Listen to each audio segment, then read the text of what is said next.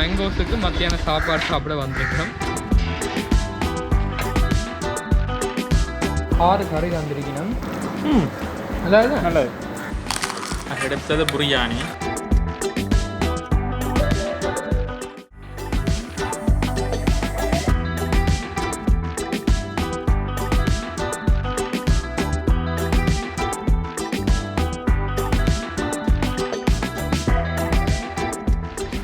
வணக்கம். இப்போ நாங்கள் மேங்கோஸுக்கு மத்தியான சாப்பாடு சாப்பிட வந்திருக்கிறோம்.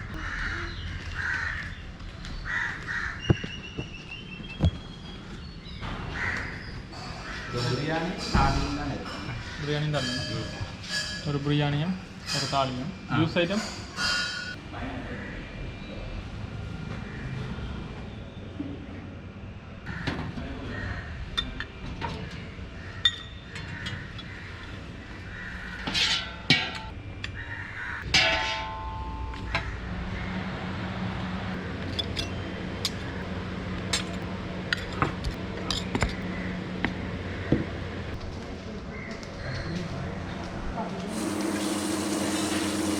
இப்போ இருக்கிற பிரச்சனைக்கு இந்த மாதிரி வடிவாக கையில் சுத்தமாக ஒரு ஹேண்ட் வாஷ் போட்டு வடிவாக கழுவுவோம்.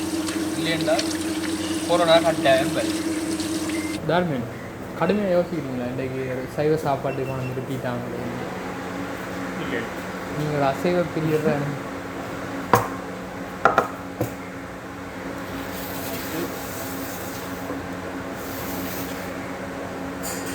1 2 3 4 5 6 7 8 9 ஐட்டம். அந்த 9 ஐட்டம்.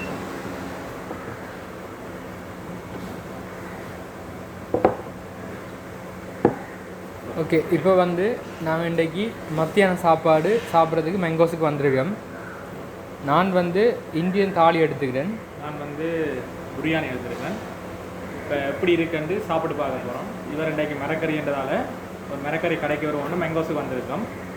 சாப்பிட்டு பார்ப்போம். வெள்ளை சோறு தான் வச்சுருக்காங்க. அது பொன்னி அரிசி என்று நினைக்கிறேன். பாசுமதியும் இல்லை, சம்பாவும் இல்லை, அநேகம் இது பொன்னியாக தான் இருக்கும். வெண்டிக்காய் கூட்டு, பருப்பும் என்னது முருங்கைக்காயும் போட்ட ஒரு கறி, பொரியல், வாழைக்காய் பொரியல், வெங்காய சம்பல், வாழைக்காய் குழம்புன்னு நினைக்கிறேன். நான் சாப்பிட்டு பார்த்துட்டு சொல்கிறேன் என்ன சாமான். ஊறுகாய், கட்டியான தயிர், அடுத்தது ஒரு கேசரியும் தந்துருக்கீங்க. ஓகே, இப்போ நாங்கள் சாப்பிட்டு பார்ப்போம். என்னென்னா எடுத்தது பிரியாணி. பிரியாணி எடுத்தாச்சு. அதுக்கு என்ன கறி வச்சுருக்காங்களா? வெங்காய சம்பல், ஒரு குழம்பு, என்னத்துக்கு உருளைக்கிழங்கோ. என்னத்துக்கு பிரியாணிக்கு குழம்பு? மூடையாக்கள் தொட்டுக்கு சாப்பிட உருளைக்கிழங்கு குழம்பு. சரியா? உருளைக்கிழங்கு குழம்பு, வெண்டிக்காய் பிரட்டல். 3 கறி வந்திருக்காங்க. சாப்பிட்டு பார்ப்போம் எப்படி இருக்காங்க. 6 கறி தந்திருக்கணும். அதை விட தயிர், ஊறுகாய் எக்ஸ்ட்ராவாக தந்திருக்கணும். பார்க்க வடிவாக தான் இருக்குது. சாப்பிட்டு பார்த்துட்டு நான் சொல்கிறேன்.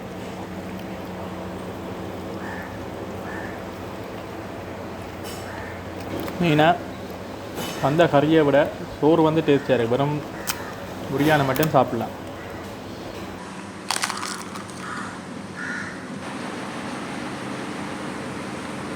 ஒரு நேரத்தங்க ஊறுகாய் வந்துக்கிறாங்க.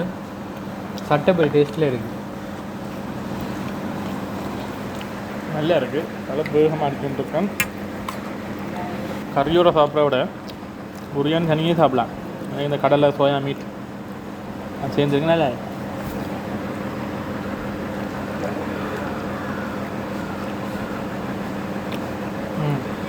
என்ன நல்லா இனிப்பாக டேஸ்ட்டாக தான் இருக்குது. பசி உதறியில் ஆனால் செம்மையாக இருக்குது. இல்லை, சட்டியை பார்த்தா சின்ன சோறு சட்டி மாதிரி தான் கிடக்கு.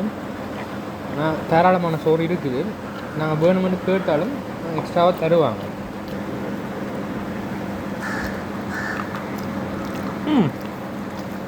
அதாவது நல்லது. ரைஸ் அண்ட் கறி மேலே நல்லா தான் இருக்குது. அதை விட பெஸ்ட்டாக இருக்குது பிரியாணி. நான் ஒரு கரண்டி எடுத்து சாப்பிட்டு பார்த்தேன்னா உண்மையிலே வேறு லெவல். ஒரு இந்தியன் பிரியாணி டேஸ்ட்லேயே இருக்குது. ஏற்கனவே 2 சாப்பாடு எடுத்துட்டேன், எங்களுக்கு காணாது. அதால் இன்னும் ஒரு எக்ஸ்ட்ரா ஒரு பிரியாணி எடுத்து சாப்பிட போகிறோம். அந்த டேஸ்ட்டு காண்டித்தான் எடுத்து நானும் தார்மீனும் பங்கிட்டு சாப்பிட போகிறோம். சொல்லப்போனால் இந்த கறியை விட தனி பிரியாணியோட சாப்பிட நல்ல டேஸ்ட்டாக இருக்குது. உண்மையிலுக்கு கறியே தேவையில்லை, தனி பிரியாணி சாப்பிட்லாம். உண்மையிலே சட்டப்படியாக இருக்குது. ரைஸ் அண்ட் கறி இருக்கிற எல்லா கறியும் நல்லா இருக்குது. வெண்டிக்காய் மட்டும் இடக்கிட வந்து கொஞ்சம் முத்தல் வெண்டிக்காய் போட்டாங்க. மற்றும்படி குறை சொல்கிறதுக்கு ஒன்றுமே இல்லை. என்னடா தயிருக்கு அப்ளைக்குதுண்டு பிரியாணிக்கு அப்ளைக்குதுன்னு பார்த்தா இந்த வெண்டிக்காய் தான். ஓகே, வெண்டிக்காய் மட்டும்தான் கொஞ்சம் முத்தலாக இருக்குது. மற்றும்படி எல்லா கறியுமே சட்டப்படி இருக்குது. அடுத்த இதில் ஹைலைட் வந்து ஊறுகாய் மேலே வேறு லெவல். நான் ஊறுகாய் சாப்பிடல, பேசுதான். இப்போ 2வது பிரியாணி வருது.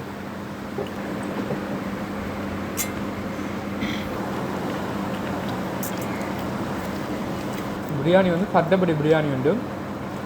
ஸ்பைசஸ் எல்லாம் எல்லாத்துலேயும் மிக்ஸ் பண்ணியிருக்குது.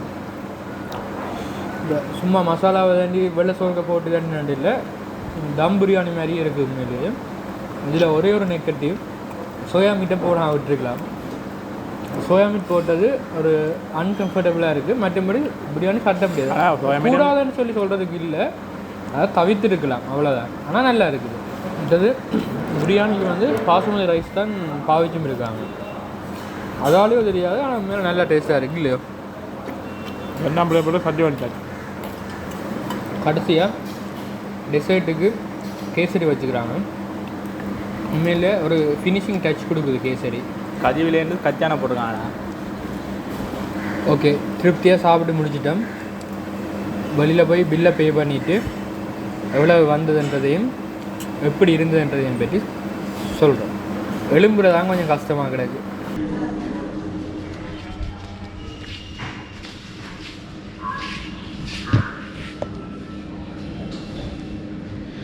Sweet lassi, pineapple juice, orange juice, water bottle, dum biryani, தாலி மீல் 2150 ரூபாய். சர்வீஸ் சார்ஜ் 215 ரூபாய், 2365 ரூபாய். ஓகே, திருப்தியாக சாப்பிட்டு முடிச்சிட்டோம். பில் வந்து 2150 ரூபா வந்தது. 10% சர்வீஸ் சார்ஜ் போட்டு 215 ரூபா எக்ஸ்ட்ராவாக சர்வீஸ் சார்ஜ் வந்தது. மொத்தம் 2365 ரூபா. இவ்வளோத்துக்கு சாப்பிட்ருக்கோம். உண்மையிலே திருப்தியான சாப்பாடு. இந்த லொக்கேஷன் வந்து நல்லூர் கோயிலிருந்து ஒரு 50 மீட்டரில் ஒரு 75 மீட்டருக்குலாம் இருக்குது. நல்லூர் கோயிலுக்கு வந்தீங்கன்னா கட்டாயம் வந்து சாப்பிட்டு பாருங்கள். உண்மையிலே பெஸ்ட்டான இடம். இங்கே இரவு சாப்பாடும் இருக்குது. நாங்கள் வேறு ஒரு சந்தர்ப்பத்தில் அதையும் சாப்பிட்டு காட்டுறோம். உண்மையிலேயே பிரியோசனான இடம். கொஞ்சம் ப்ரைஸ் கூட தான், இல்லைன்னு இல்லை. அந்த ப்ரைஸ் கூடினதுக்கு ஏற்ற நல்ல டேஸ்டான சாப்பாடு, நல்ல சாப்பாடு. ஆனால் 2 மத்தியானம் லஞ்சும் ஓகே, 2 லஞ்ச் தான். ஆனால் ஓகே இருக்குது. 2 வெரைட்டி தான் இருக்குது. ஒன்று வந்து தாலி, ஒன்று வந்து பிரியாணி. 2 தான் இருக்குது மெயின் டிஷ்ஷே. நைட்டில் வந்து ஹனக்க மெனு இருக்குது. மத்தியானம் 2 தான் இருக்குது. ஆனால் இருந்தாலுமே 2மே உண்மையிலேயே நல்ல ஒரு சாப்பாடு, திருப்தியான சாப்பாடு. சேனலை வந்து சப்ஸ்கிரைப் பண்ணுங்க, லைக் பண்ணுங்க, கமெண்ட் பண்ணுங்க, பெல் பட்டனை. ஓகே, போயிட்டு வரோம், வந்து சாப்பிடுங்க.